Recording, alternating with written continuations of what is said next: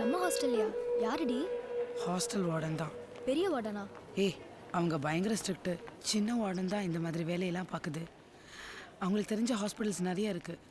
நம்ம ஹாஸ்டல் பொண்ணுங்க சில பேர் அவங்க சொல்லி கலைச்சிட்டு வந்திருக்காங்க. அவங்க மூலிமா போனால் நமக்கு எந்த ப்ராப்ளமும் வராது.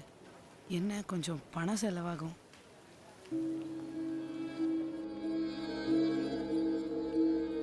வாட்ச்மேன், சாரிடி குளிச்சுட்டு இருந்தேன், லேட் ஆயிடுச்சு.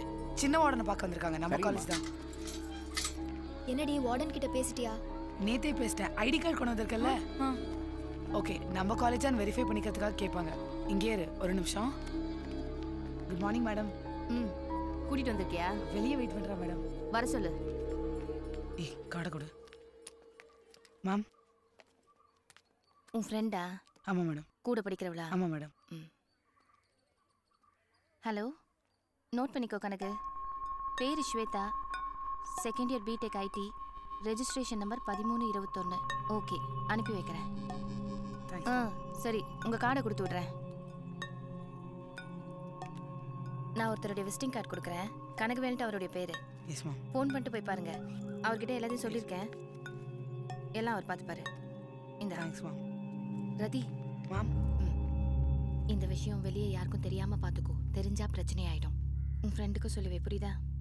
Okay ma'am. Okay, thank you ma'am. ID card கொண்டு வந்திருக்கியா? இந்தா 25,000 ரூபா ஆகும் தம்பி. 3 நாளைக்கு முன்னாடியே கொடுத்துடணும். சார் 25,000மா? யோ, மொத்த பணத்தையும் நானே அள்ளிட்டு போகிற மாதிரி மூஞ்சி வச்சுக்கிறேன். போன மாதம் கூட உங்கள் காலேஜிலேருந்து 3 பொண்ணுங்க வந்து பண்ணிட்டு போயிருக்காங்க. உங்கள் காலேஜுங்கிறதுனால தான் இந்த ரேட்டு. வெளியாள்னா வேறு ரேட்டு. சார் அவ்வளோ பணம் எங்களால் முடியாது சார். தம்பி, நீ கொடுக்குற பணம் கலைக்கிறதுக்கு மட்டும் இல்லை, இந்த விஷயத்தை மறைக்கிறதுக்கு தான்.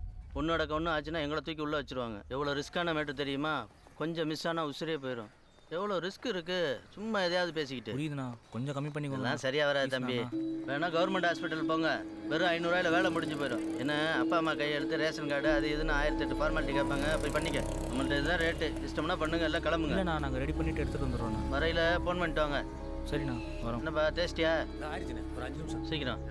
மச்சி, உங்ககிட்ட எவ்வளோ பணம் இருக்கும்? ஏய், என்கிட்ட என்னடா ஒரு 400 ரூபா 500 ரூபா இருக்கும், அவ்வளோதான்டா. ஒரு 2000 ரூபா ரெடி பண்ண முடியும், அவ்வளோதான்டா